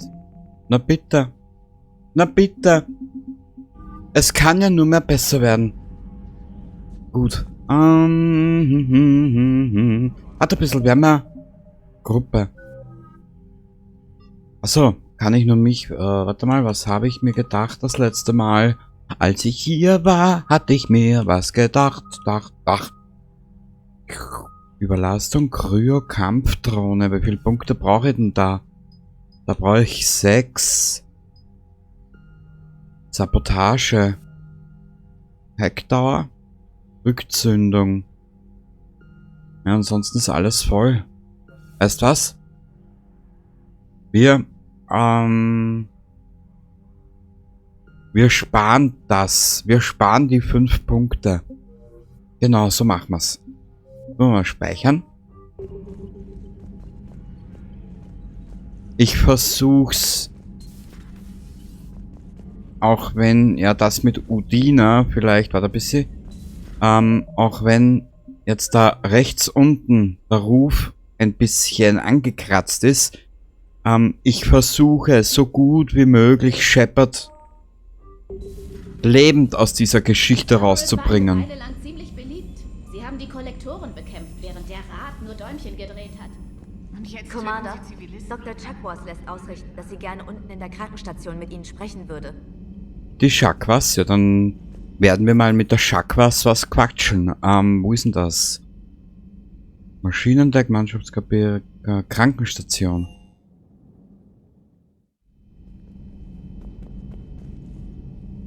Jetzt schauen wir mal, ob ich einen Charles Presley, Grant, Jenkins, was war, Kaidan, Mordin, ja, Gott sei Dank ist die Liste noch nicht länger. Weißt was? Und Sie wollen dieses Spiel wirklich spielen? Was ist los, Vakarian? Haben Sie Schiss? Ich weiß nicht mal, was das ist. Nur, dass jeder in der Galaxie davon abrät, das Zeug zu probieren. Aber falls Sie vermuten, ich hätte Angst, fangen wir an, Vega. Alter vor Weisheit. Okay. Als ich bei C-Sicherheit war, habe ich einen batarianischen Spionagering gesprengt, der ein Ratsmitglied töten wollte. Ich bin auf Omega gegen ein Dutzend wütender Batarianer angetreten, ganz allein. Einen von ihnen habe ich als Landekissen für einen Sprung aus dem 3. Stock benutzt. Meins war nur zum Aufwärmen. Ich wollte sehen, was sie haben. Also, ich habe diesen Typen aufgespürt. Er hieß Saren. Ich habe ihn vor 3 Jahren daran gehindert, eine Geth-Armee aufzustellen und die Reaper auf uns loszulassen. Das zählt nicht. Das haben sie zusammen mit Shepard gemacht. Stimmt. Ich war bei Shepard. Von Anfang an. Das bedeutet nur, dass sie alt sind. Der war gut. Hey, Commander.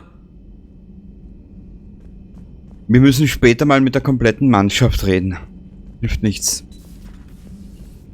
Kann ich mit Ihnen reden? Commander, es hat sich eine Gelegenheit ergeben, die Sie interessieren könnte. Worum geht es, Doktor? Vor kurzem sind Flüchtlinge in der Citadel angekommen, die medizinische Vorräte und Geräte aus Militärbeständen dabei hatten. Laut unserem Inventar haben wir überschüssige Vorräte zur Behandlung von Seuchen, Strahlenschäden und Unterernährung. Die können also verletzten Soldaten helfen und wir bei typischen Flüchtlingsproblemen. Genau. Vielleicht könnten Sie Ihren Charme spielen lassen und einen Tausch aushandeln. Ja, warum nicht? Ich kümmere mich darum, sobald ich kann. Reden Sie mit Taktis. Viele Flüchtlinge bei den Citadel Docks betrachten ihn als Anführer. Danke, Commander. Durch den Zugriff auf Ihre Ausrüstung und Ressourcen konnte ich die Effektivität unseres Medigils verbessern. Geil. Mit dir?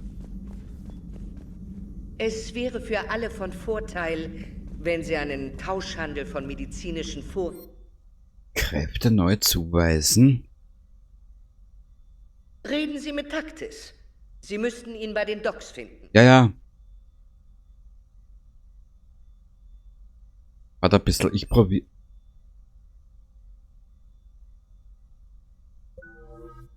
Ah!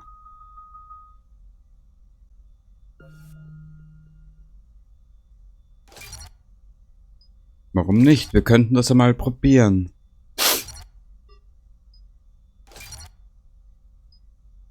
Gruppenbonus.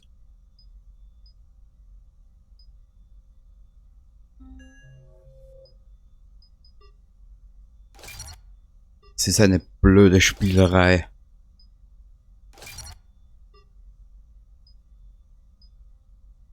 Gruppenmitglieder erhalten ihre Munitionskraft. Na, warum nicht? Für die Gruppe.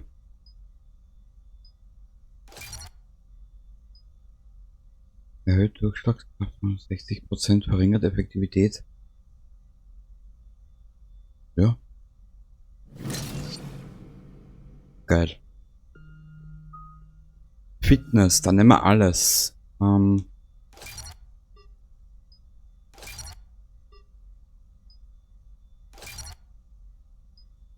Nahkampfschadenbonus. Was ist hier?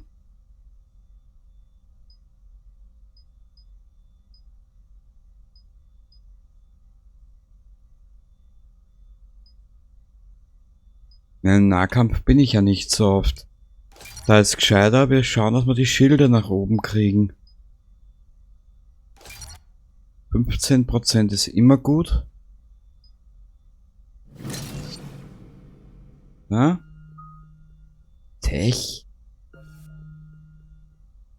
Was sind denn Gewichte da? Schneller. Mehr Charisma.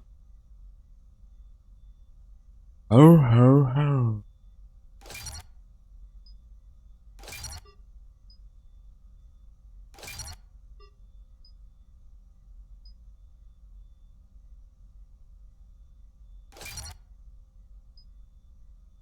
Gewichts erhöht Kraftschadenbonus. Erhöht Kraft und Schaden von Gruppenmitgliedern um 30%. Verbessert die Schilde von Kampfdrohnen und Wachgeschütz um 100%. Erhöht den Schaden von... Wow. Aber dann nehme ich lieber das. Wachgeschütz. Wachgeschütz, das brauchen wir immer. Aufladetempo. Schadensschilde. Erhöht die Schilde des Geschützes 40. Nee, da ist mir das lieber. Schadensbonus, Panzerung. Upgrade des Geschützes mit kurzer Distanzen. Okay. Raketen.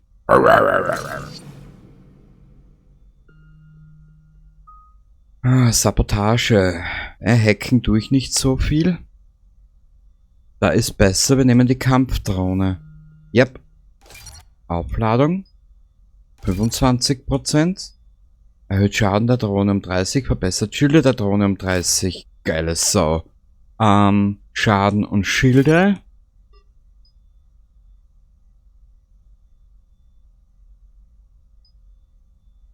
Erhöht den Schaden. Das will ich.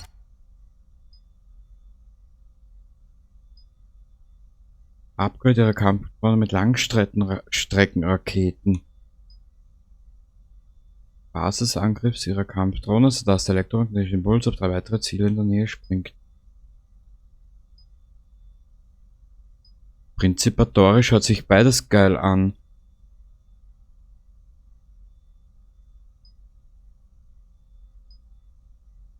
Ja. Wir werden es, glaube ich, benötigen. Kryo macht man nicht viel. Verbrennen, das hört sich geil an. Da bin ich sofort dabei.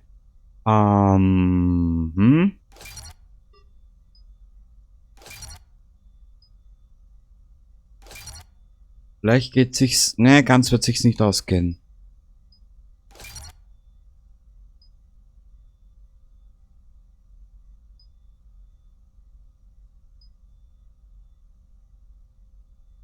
Erhöht Aufladetempo um 40. Und hier brauchen wir 6. Gut, das machen wir dann. Dann machen wir dann das zum Schluss. Ja, sieht so bei Weitem besser aus, glaube ich. Wer ist hier? Oder was ist hier? Prinzipatorisch nix. Nö, können wir nicht runter. Auch gut. Bonuskräfte? Hä? Zünden Sie mit einer Brandmunition. Verursacht erheblichen Schaden mit einem biotischen Schmetterangriff. War das?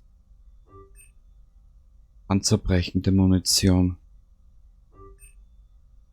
Ja, dann lassen wir es so. Sie glauben immer noch, Sie können dieses Ding gewinnen, was? Ich kann das den ganzen Tag lang Narbengesicht. Witzig, dass Sie das erwähnen. Schon mal den Namen Archangel gehört? Könnte sein. Natürlich haben Sie das.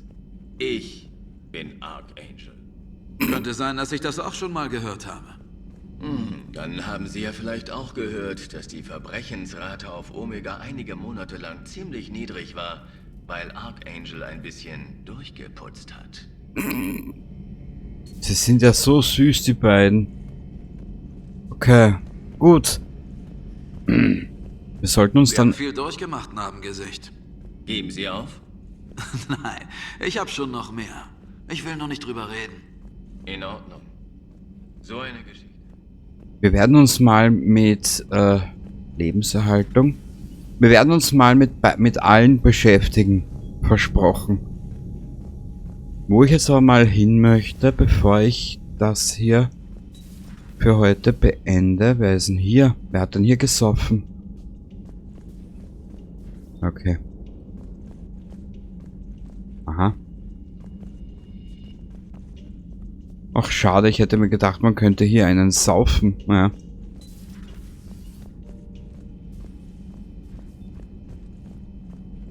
Mannschaftsquartier. Damentoilette.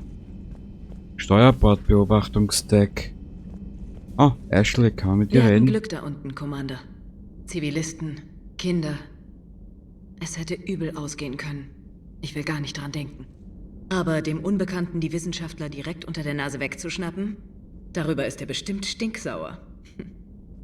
Das war feist und ohnehin auch dreist. Mhm. Okay, können wir es momentan nicht reden mit der Mannschaft. Schade eigentlich. Ich wollte noch was anderes probieren. Genau. Das machen wir jetzt noch zum Abschluss.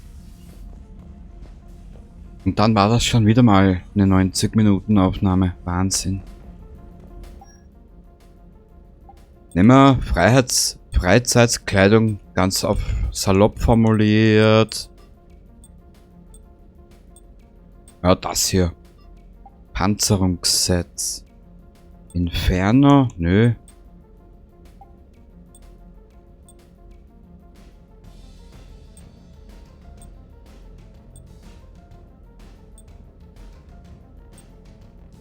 Waffenschaden. Mal schauen, vielleicht gibt's ja irgendwas, mit was man...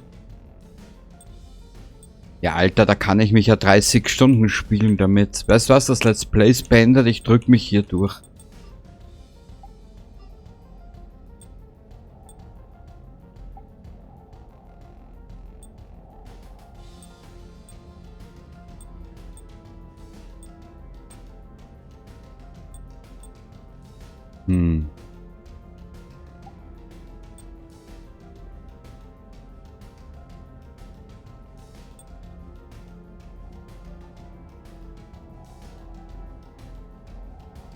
Okay, hat aber dafür keinen... hat aber dafür keine Gesundheitsverstärkung.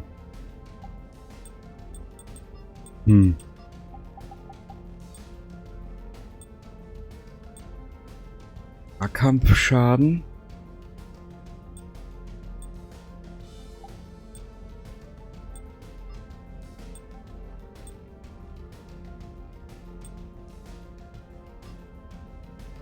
Casa-Fabrikation, wo war denn das jetzt? Hanekeda, das muss die gewesen sein. Ja, da hätten wir wenigstens...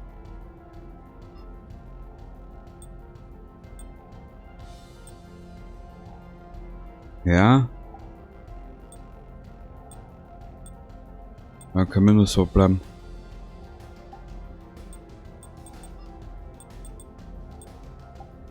Oder ein bisschen.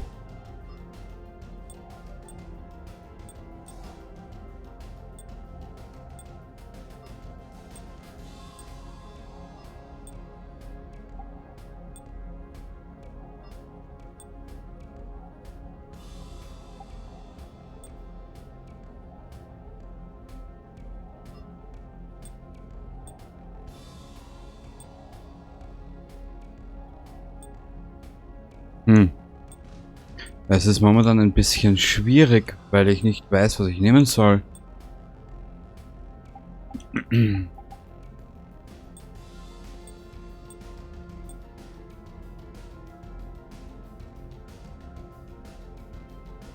Was ist, wenn ich komplett auf N7 ummünze?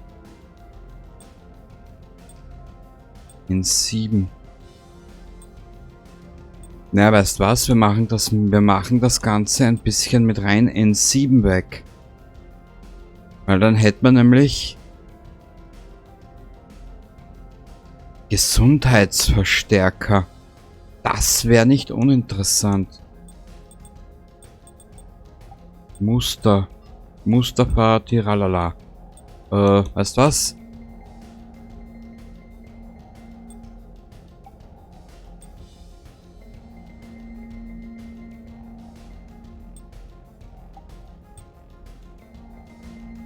Wenn schon, denn schon. Schwarz wie die Säle. Lichter.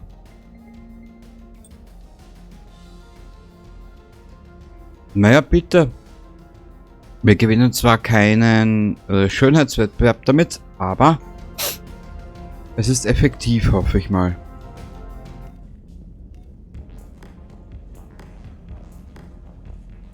Privates Terminal. Wir sollten uns treffen. Miranda Lawson.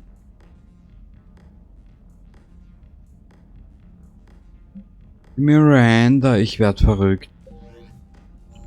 Was habe ich da jetzt? Trainer, schicken Sie Diana rauf. Sie wollte ein Interview. Sofort, Commander. Oh, das wollte ich jetzt nicht. Bereit zu einem Gespräch, Commander? Ich bin bereit. Naja.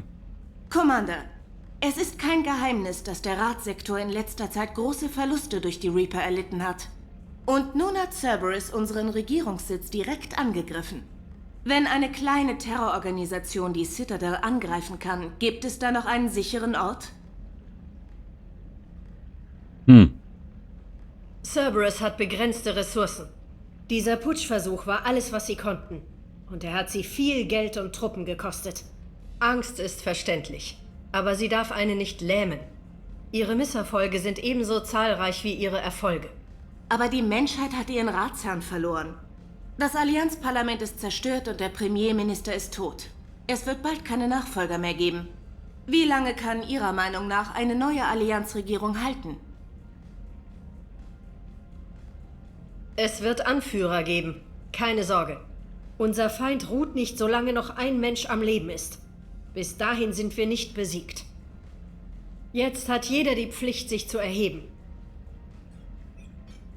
Also gut. Und nun eine Frage von Tessia. Commander, während Ihres Tribunals hieß es, Sie hätten Verbindungen zu Cerberus. Danke für Ihre Zeit, Commander. Ich bin Diana Ellers für Battlespace. Gute Nacht und bleiben Sie stark. Vorsicht, Commander. Wenn das so weitergeht, folge ich Ihnen bis nach Hause.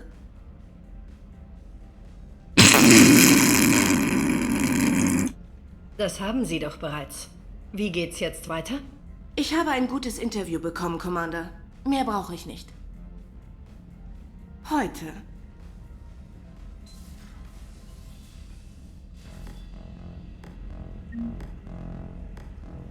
Wow! Wir haben noch was dazu bekommen. Ach, ist das geil. Ach ja. Jetzt schauen wir mal, was wir in der nächsten Aufnahme machen. Es gibt ja nichts zu tun.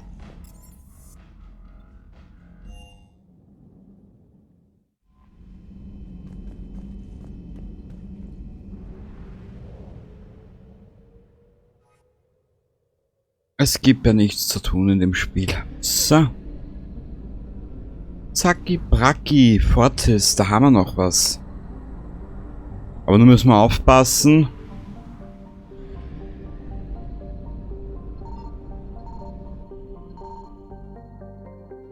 Na, die sind schnell. Scheiße. Reaper umgangen. Ja, vielleicht kommt da das nächste. Vielleicht, wenn die Mechanik abgekühlt hat, können wir ja nochmal hin. Ich möchte das alles irgendwie versuchen, auf 100% zu bringen. Aber wie du siehst, das wird nicht leicht.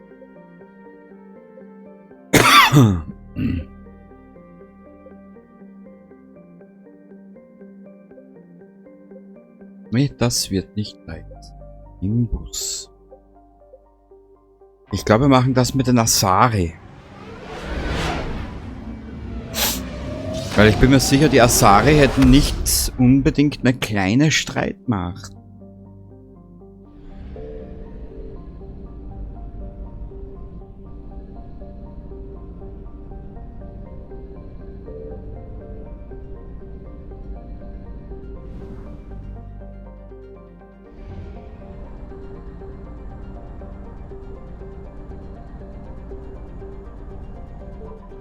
So. Okay.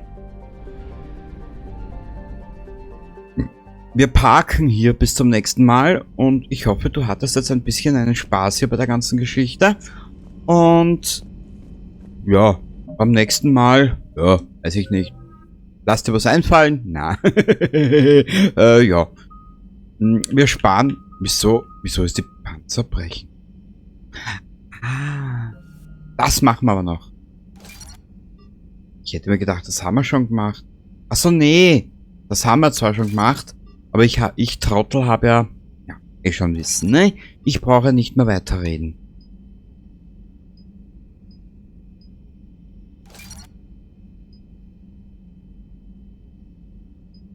Kopfschussschaden. Immer gut. Machen wir das. Sabotage. Ja, derzeit können wir da eh nicht mehr viel machen. Und da brauchen wir 6 Punkte. Genau. Siehste, sieht ja gleich viel besser aus. Bestätigen, speichern. Und ich hoffe, du hattest ein bisschen Spaß an der Geschichte hier. Und wie du schon gesehen hast, es gibt noch genug zu tun. Kann ich dir nochmal zeigen? Bitteschön. Es gibt noch viel zu tun. Und wie gesagt, ich verspreche es dir, ich weiß nicht, ob ich es schaffe. Ich versuche, dass Shepard überlebt. Ist mir mittlerweile ein bisschen ans Herz gewachsen, dieser Charakter. Bis zum nächsten Mal und... Warte ein bisschen. Mit was für einem Blick kann ich dich verabschieden? Hier mit der mächtig thronenden Normandy. Baba dabei.